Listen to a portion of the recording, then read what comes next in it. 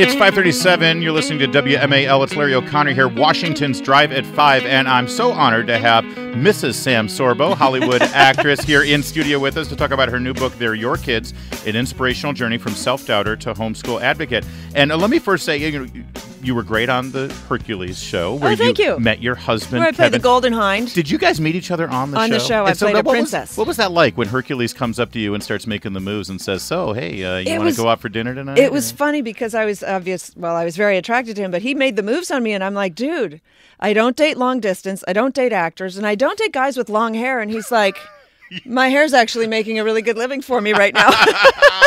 Yeah, she just did the hair toss, actually, while she did it. Was he really that effeminate when he did it? And you still went out with him, huh? No, right, I'm just kidding. He's going to kill me when he hears that, actually. Well, and you've been married for how long now? 18. 7 years? Oh, no way. I had no idea it was even in double digits. Yeah, My gosh, it seems like it was just yesterday. And you have how many kids? 3 kids. All right. And tell me about I love that, we were talking a little bit before we began here, but most of the Drive at 5 audience knows that I was a homeschooler as well. I'm a huge advocate for homeschooling. And I love that you start your book out by saying a journey from self-doubter to homeschool advocate, because I think most parents who contemplate homeschooling, it's their own self-doubt that keeps them from doing it. Tell me about that part of that barrier. I love the way that when people find out I'm a homeschooler, they give me like the bow. Right. Like I kowtow at your feet. Like you've achieved some incredible thing. And I look at them and I go, it's a lot easier to homeschool than to send your children to school. Now, that's not a popular thought, but it's the truth, because when you take it in-house, you have control over everything. You know exactly what's going in. You can teach them at any given time during the day. Sort of when they say, I've heard this, that everything becomes a teachable moment kind of thing. Daily tasks, like going to the supermarket. Everything becomes a math thing. Right? Yeah. But in fact, it's even better than that. It's because then the burden is removed and you're using all the time to have the educational conversation with your kid. Yeah. And it's such a blessing to the relationship that you have with your child. It preserves the bond. The schools are set up, and I can't say that they do this intentionally, but school is there. It forms a wedge between the parent and the child. The moment that you drop your child off at school, you are ceding your authority. Yeah. Yeah, and that brings you back to the title, They're Your Kids. That's right. They're your kids, and parents, I think, oftentimes relinquish control over their children in so many things, and what's more important than education? Now, you actually started down the regular school route. Yeah, that's right. And then something happened. Yeah. What So happened? we went through second grade, and in second grade, in February, my son had just turned in his 5th book report, and I asked the teacher, and by the way, I have to point out, I was an active parent. I was in the school several days a week. I taught art to the classes, and I walked the kids to the library and did all that stuff. So I had a really good ongoing relationship with the teacher. And I said to her, hey, by the way, how are Braden's book reports? And she, quick as a wink, without blinking her eyes, she goes, oh, not very good. And I'm like, wait, what? Oh, he needs to put in more work. I'm like, you've never sent a graded book report home. I had no way to know that. I had to ask that question. And when you think of the excuses that you might have for her not sort of coming to me with that information. Yeah. A, she doesn't care. That sounds horrible. Right. B, she's overburdened. That's horrible. Which ain't so great. Every excuse that you could come up with, it makes it worse, actually. And it's not like you were just dropping your kid off at the little circle there when the cars line up. You were there all the time anyway and participating. Right. So every day I did homework with him, and I went, I'm homeschooling. Yeah.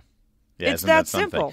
And so right now, I think that there are a lot of parents out there. The entire country is having a conversation about who might be in their child's bathroom at their public school, right? No, seriously. Yeah. And I think that just adds to the multiple layers of things that are going on at public schools and some parochial schools as well that make parents feel like they're so removed from their kids. And I think the one that's looming there that isn't getting as much conversation these days is Common Core. Common Core is so ubiquitous now. And tell me how Common Core is motivating a lot of parents out of regular school and into homeschooling. Well, let's talk about Common Core because it is standardized education. Right? They're standardizing the education. I'm sorry, who thinks that's a good idea? Right. What makes this country great is we're exceptional. We're innovative. We think that we're great because we're wealthy. That's not true. We created the wealth. The fact that we created the wealth is what made us great. How did we create the wealth? We're innovators. What is innovation? It is not standardization. Right. We are not cookie cutter people at all. And that's so for a totalitarian government, not America. We're going to make your child common. Sign me up for that. Great point. It's ridiculous. Who wants to stand on the line to be a common But kid? the other thing, let's look at the Bernie Sanders supporters who are the youth. Mm-hmm. These are the newly graduated. They're socialist. Yeah. They are socialization.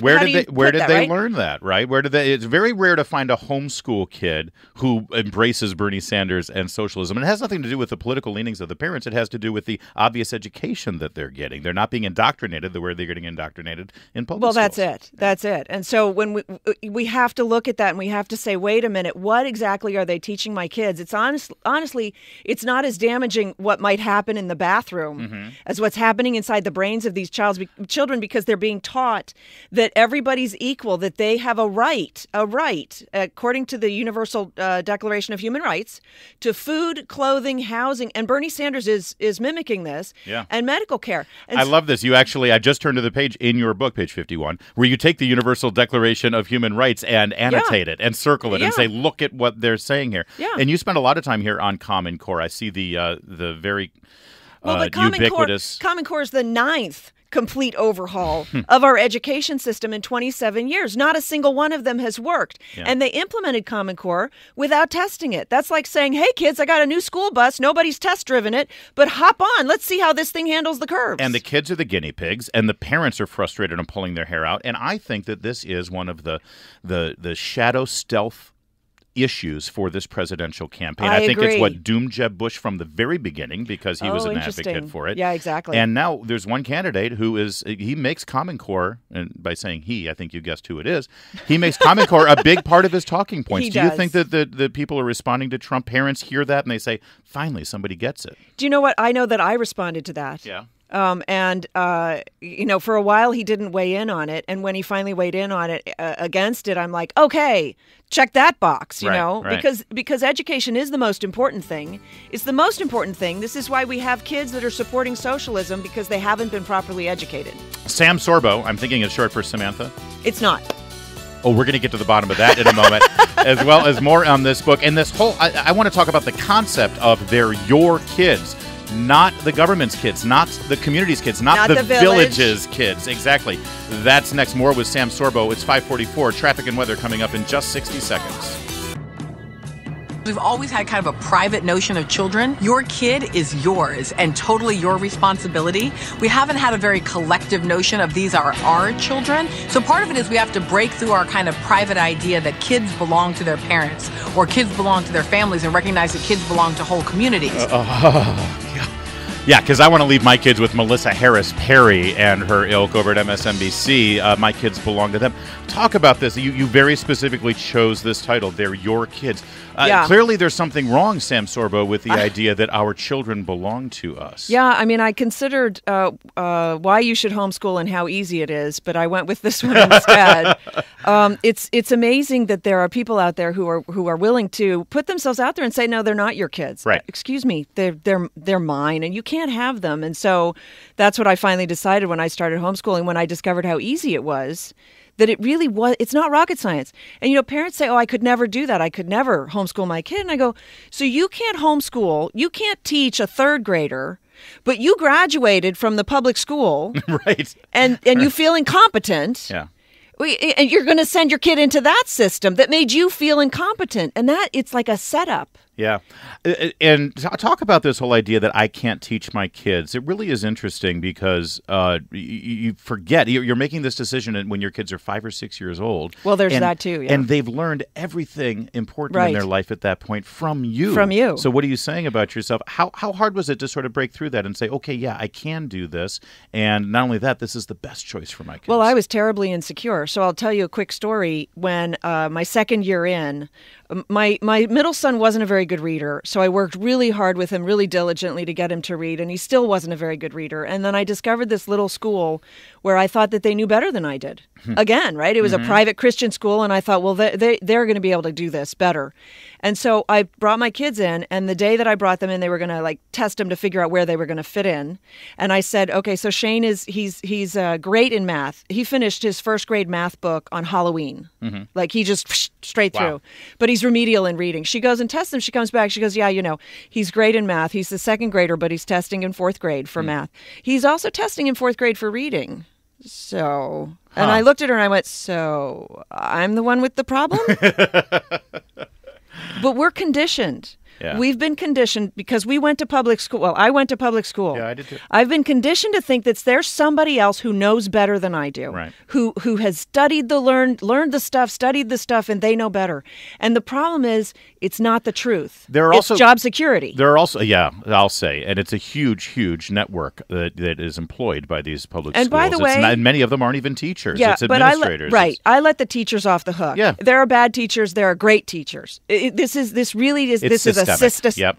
It is Took systemic. the word right out of my I'm mouth. sorry, I didn't mean to do that. Good stuff. Talk to me a little bit about when the kids get older. It's so funny that I would hear, when I guess I'm homeschooling the kids. And by the way, we decided every year we would decide, does it work That's for right. us? That's right. You revisit can't it bite every year. off 13 years and say, oh my God. No, although I did start saying, people were saying, well, how long are you going to do it? And I would say, all the way through college if I can. You did.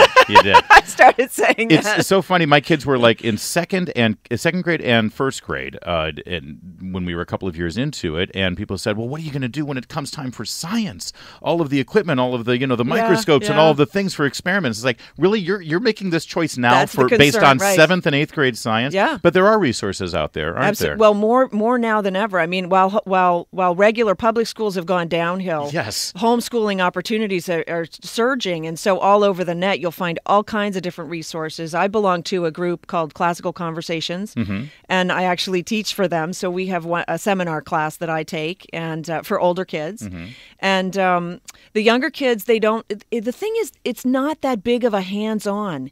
It's just your presence in the home with the child while the child's doing the child's work. And you teach them a little bit of reading, and then you tell them to go write out the things that they need to write out. And then they come back and say, Mommy, I can't do that. Okay, let's work on that. Yeah. So it's a little bit of back and forth. It's a few hours a day.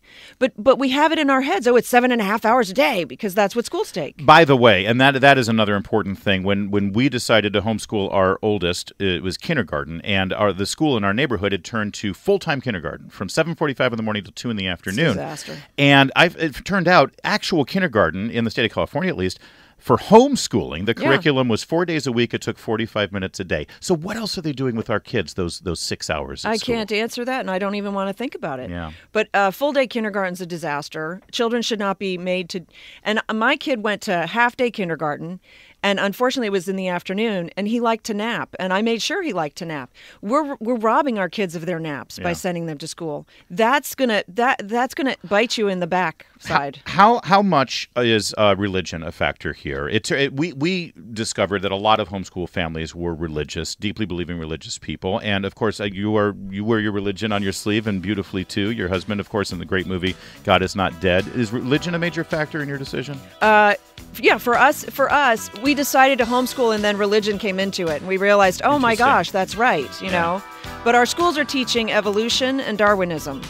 And then we're upset when kids go to school and kill other kids. They're taught that it's survival of the fittest. Sam Sorbo, you're an evangelist now for homeschooling, and good for you. You're in town all week. You've got a speech at Heritage Foundation this Friday, yes? Yeah, at noon. It's live streamed on the web. Well, check it out. It's 5:54 on WMAL, and the book is called They're Your Kids.